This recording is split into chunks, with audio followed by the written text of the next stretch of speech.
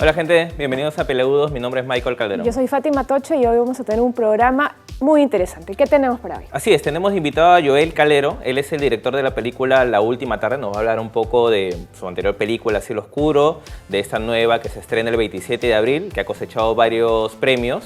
Primero vamos a ver el avance y después regresamos y conversamos con él.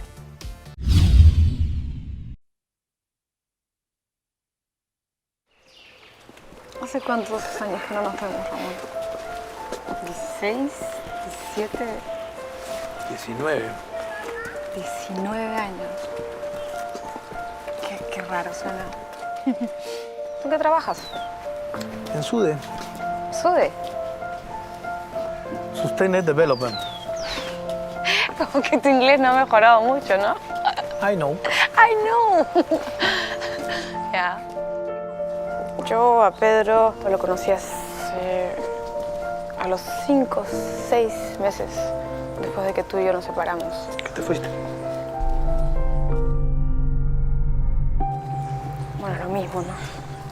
No, no es lo mismo. A estas alturas es lo mismo. A estas alturas tú y yo somos un par de desconocidos. Se quedaron muchas cosas sin resolver, ¿no? Sin procesar, sin perdonar, sobre todo sin perdonar. ¿Por qué te fuiste? Es raro hablar de algo que pasó hace 19 años. Te estoy preguntando por qué dejaste la militancia, Laura. Te estoy preguntando por qué me dejaste a mí. Yo te amaba, Ramón. ¿Sí? Sí, y mandé todo a la mierda y me fui a vivir contigo lejos de mi familia, de mi ciudad, de mis amigos, de mi carrera. Sabiendo incluso que eso podía costarme la vida. ¡Oye, qué haces! ¡Ay! Es lo mismo de antes. Orgullo, ganas de usar la fuerza. Prometí a mí mismo que si te encontraba dejaba todo. Todo. Varios de nosotros sabíamos que era absurdo seguir. Ya que déjalo ahí, que estamos hablando otro idioma. Si te parecía tan engreída. Pituca. ¿Pituca? ¿Por qué estuviste conmigo entonces? Coherencia. Coherencia. Consecuencia. La frase de Lenin. Lo mejor de la burguesía son su vino y sus mujeres.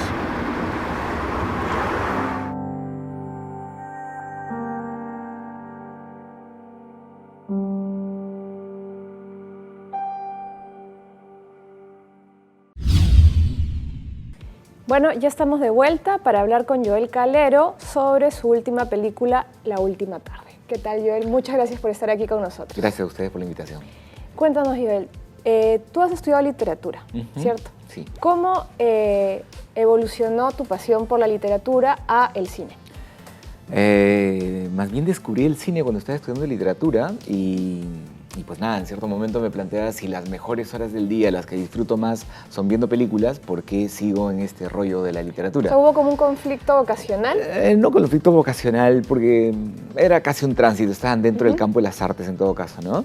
Así que, siendo profesor de cursos de aptitud verbal, que era lo que hacía después de haber estudiado literatura, en cierto momento dije, lo que yo quiero es hacer cine. Entonces me encaminé un poco por allí, ¿no? Empecé a dictar en una universidad cursos de cine y empecé a hacer, ¿no?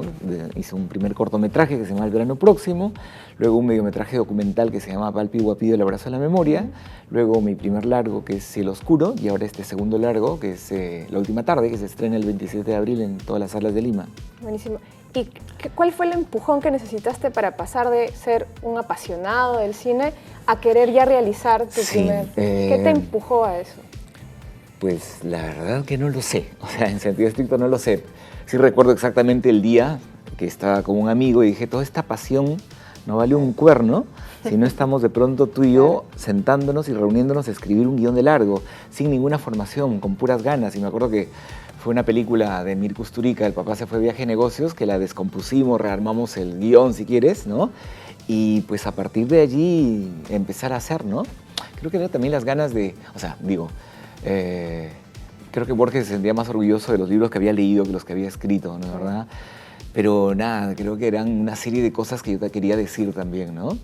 Y en mi caso concreto, por lo menos en estas dos primeras películas y en un par de guiones que he escrito que no filmaré porque ya estoy en otros rumbos, de otros rumbos temáticos, los temas de pareja siempre me han encandilado, me han gustado muchísimo. Es como que el sello de tus películas. Sí, desde el primer corto, incluso El Verano Próximo también, ¿no? Incluso, bueno, también son mis gustos cinéfilos van por allí, ¿no? ¿Verdad? Sí. Perfecto. Y en cuanto a tu primera película, recuerdo mucho, Cielo Oscuro, ¿cómo terminaste de asumir todo el proceso? Porque es una película que pasó un poco desapercibida entre la gente, lo cual a veces puede desanimar un poco también. La película era buena, pero no sé si mucha gente se enteró en su momento que existía. Durante todo el proceso, es más, me acuerdo cuando fui a la premiere, pedían mucho, por favor, vayan a ver a la primera semana para que la gente regrese, recomiéndenla, pero no se pudo. ¿Qué sensación te quedó tras esa primera experiencia, de cara a esta, no abandonar esa vocación? Es cierto eso que pasó de alguna manera desapercibida. Ahora, fue la película peruana que más se vio el 2012, pero claro, hablar de la película peruana más vista el 2012 es hablar apenas de 30.000 espectadores, ¿verdad? Claro. Y además una película que fue un parto, duró 7 años, 3 años desde que se filmó el 2009 hasta que se terminó el 2012, literalmente buscando $60.000 para que se termine la película. Fue arduo, pero no sé, aunque es una frase de cliché, el otro día se lo oía a un amigo, creo que a Lucho Cáceres, algún actor decía, si tú puedes vivir sin actuar, entonces no eres un actor, ¿no? Y si lo aplico para mí, pues aunque fueron 7 años, un parto, literalmente un parto, pues eran las ganas de seguir haciendo, ¿no? O sea, porque de verdad creo que es una necesidad vital, ¿no? De estar en esto. Y claro, a veces el otro día lo conversaba con un amigo, me decía, no puedo entender cómo los cineastas pueden estar detrás de un proyecto 6 años, que es, por ejemplo, lo que ha tomado La Última Tarde, ¿no? Es un proyecto que anduvo bien. O sea, en 2011 ganamos una beca para estar en Madrid reescribiendo el guión, 2012 ganamos una beca en Colombia para hacer el armado de producción, conocer un coproductor colombiano, 2013 ganar premio del Ministerio de Cultura, 2014 ganar Ibermedia, 2015 filmar, 2016 estrenar en festivales internacionales y 2017, ¿no? Entonces son 6 años y de verdad, si tú no tienes realmente gusto y pasión y amor loco y desmesurado por la película que estás haciendo, no sostienes 6 años, ¿no? Sobre todo teniendo en cuenta que después en un estreno comercial la película puede estar apenas 2 semanas, ¿no? Exacto. Pero bueno, nada, es una necesidad. Te forja el espíritu, eso, absolutamente, ¿no? Tienes que tener una paciencia, pero férrea. Paciencia. También, ¿no? Yo a los alumnos a los que enseño les digo, si tú quieres ser cineasta, una primera cuestión, por supuesto, la paciencia, pero también tolerancia a la frustración. Sobre todo, porque te vas son 6 años, o sea, incluso para la selección a festivales. Yo me acuerdo que cuando hice mi documental, calculaba que te seleccionaba un festival por cada 10 aplicaciones. O sea, hay 9 que te dicen no y 1 que te dice sí, ¿no? Pero es un poco lo que hay que hacer, ¿no? Porque no es fácil hacer cine ni en el Perú ni en ninguna parte del mundo, ¿no? Claro, porque hay mucho también en el gremio aquí hablar del sufrimiento del cineasta peruano, pero ¿qué tan diferente es a un cineasta sudamericano, por lo menos, no? No muy distinto, pero sí es, por ejemplo, hay que reconocer. Yo estuve, por ejemplo, hace poco en Colombia. Mi película, sin ir muy lejos, es una coproducción peruano-colombiana, ¿no? Es una película, por supuesto, esencialmente peruana. Pero para que te hagas una idea, la película se estrenó mundialmente en el Festival de Cine de Roma. Nosotros hicimos gestiones para conseguir los pasajes, pero los actores no se pudo. Lucho Cáceres se tuvo que pagar su pasaje, yo me tuve que pagar mi pasaje. Y la coproducción colombiana tenía un 20% de participación. De manera automática se comunica con el organismo de cinematografía colombiana e inmediatamente, de forma automática, por estar seleccionado en uno de los festivales importantes, le dan $5.000 para que cubran sus gastos. Sí, ¿no? Colombia tiene mucho mejor estructurado Colombia, su política, Chile, Venezuela, su plataforma Argentina, y los mecanismos. Sí, absolutamente, ¿no? Absolutamente. Entonces, vamos, es difícil producir en todas partes. Creo que los mismos directores argentinos no tienen o sea, igual, yo sé que hay películas de directores muy conocidos, no sé, Pablo Stoll, el uruguayo. Creo que una película importante suya que estuvo en Cannes apenas se exhibía en 4 o 5 salas, ¿no? O sea, creo que el problema más fuerte para el cine latinoamericano es el problema de distribución, ¿no? Ahí estamos más o menos todos. Pero hay países como Colombia o como Chile que tienen presencia en los festivales internacionales y que se empoderan, ¿no? Por ejemplo, a mí me ha pasado, concretamente con esta película, tener la película seleccionada en el Festival de Guadalajara, donde ganamos premio de Mejor Director, y escribir a la embajada y tú sientes entre pereza y abulia para moverse. O sea, realmente es como... No se compran el pleito de defender no se lo compran el pleito en lo más mínimo. Cultural peruano. En lo más mínimo. Es, claro, o sea... tienes que tener una fuerza arrolladora ahí para ir con eso y para que no te deprima, porque por supuesto, no es que anualmente tengamos, como en otras cinematografías, 10 películas rodando por el mundo. No, a veces llegamos a 1 o 2 y cuando están allí, la gente de las agregadurías culturales que tendría que empoderarse, pues no. ¿Y te parece que esa gente trata a todos por igual? ¿O ves que hay alguna preferencia? No lo sé, no lo creo. Me parece que es una pereza mental y que no tienen una clara conciencia, no hay directivas culturales claras. No, definitivamente. ¿No? Y no ven el cine como un producto cultural, también si lo quieren ver desde el punto de vista comercial. Pero ¿no? claro, por que ejemplo, pero eso supone tener un profesional competente. Yo recuerdo en particular que cuando hice mi documental Palpi Guapido, que ganó, la versión corta ganó un premio en Rumanía.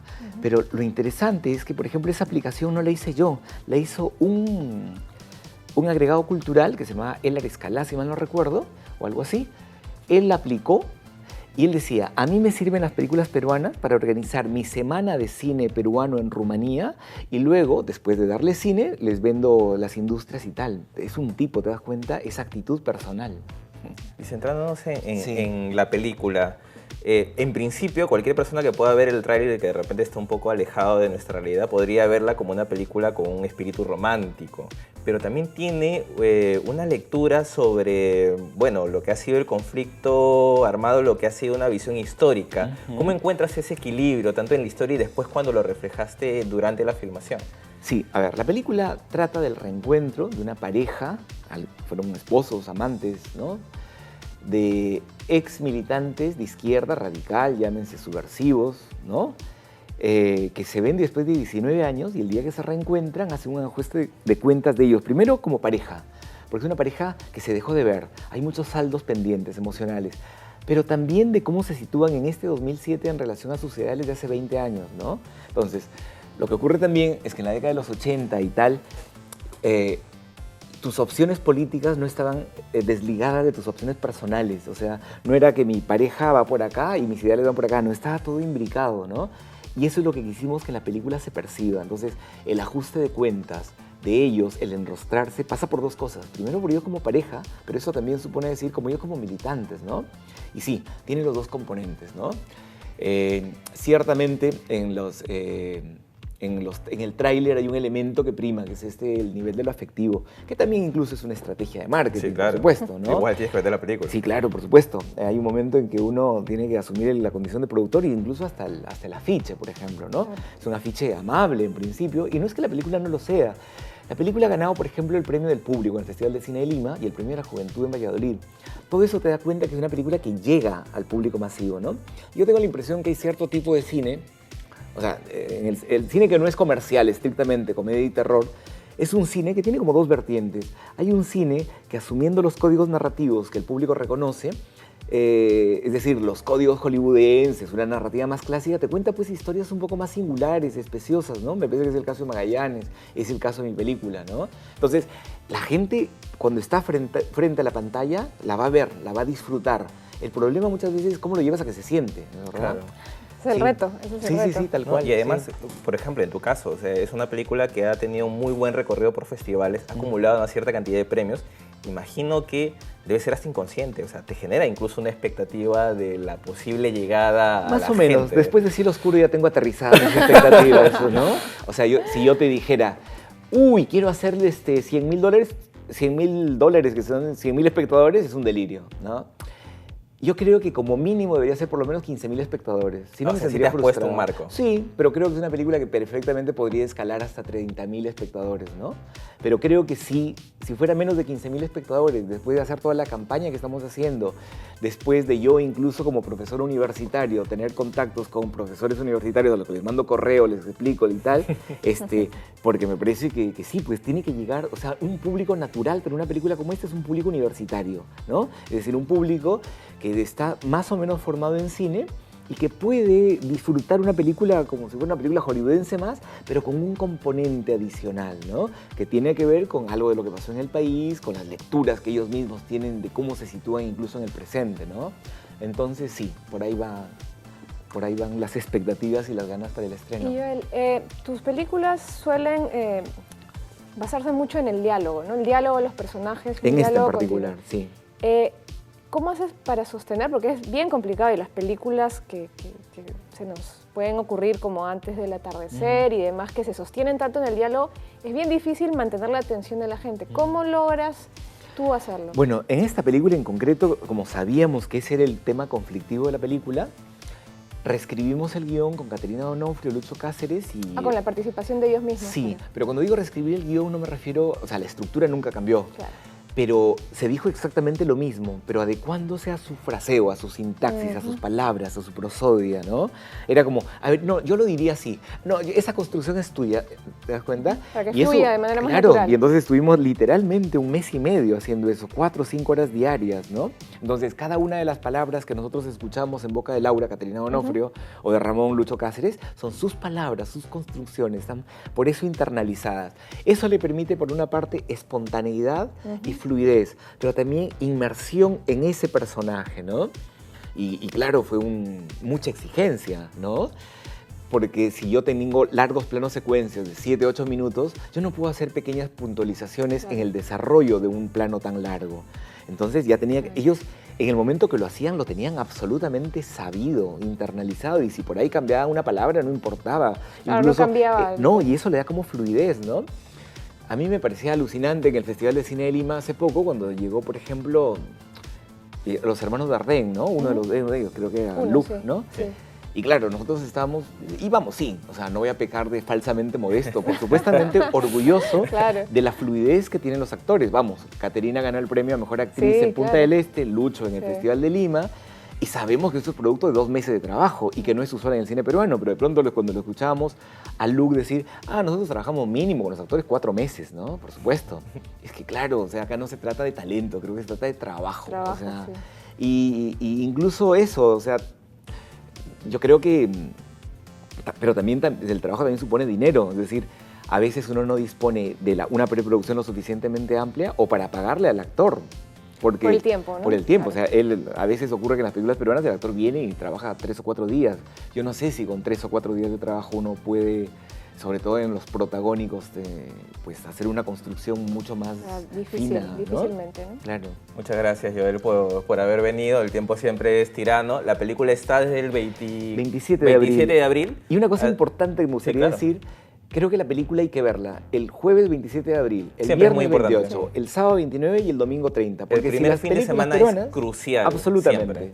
Y porque probablemente, de verdad, podría no estar ya el lunes. O sea que si la quieren ver, vayan ese fin de semana. Prográmense desde ya para esos días, porque sí, es el impulso que necesita la película y ese fin de semana puede marcar la diferencia del tiempo que se vaya a quedar No, y la además a película estas en alturas, cartelera. con tantos premios, Sí, sí, y la verdad es que, a ver, no hay excusas para saber cuándo no se estrena La Última Tarde. Entonces, como para decir luego me la perdí, me parece que uno se puede planificar con anticipación y se estrena el 27 de abril. Y ojalá que sea también recibida por el público como ha sido recibida por los festivales y por la prensa especializada que la ha podido ver. Éxitos, Joel. Muchísimas gracias a ustedes. De nuestro lado será hasta el siguiente PLU, nos estamos viendo. Muchas Chao. gracias.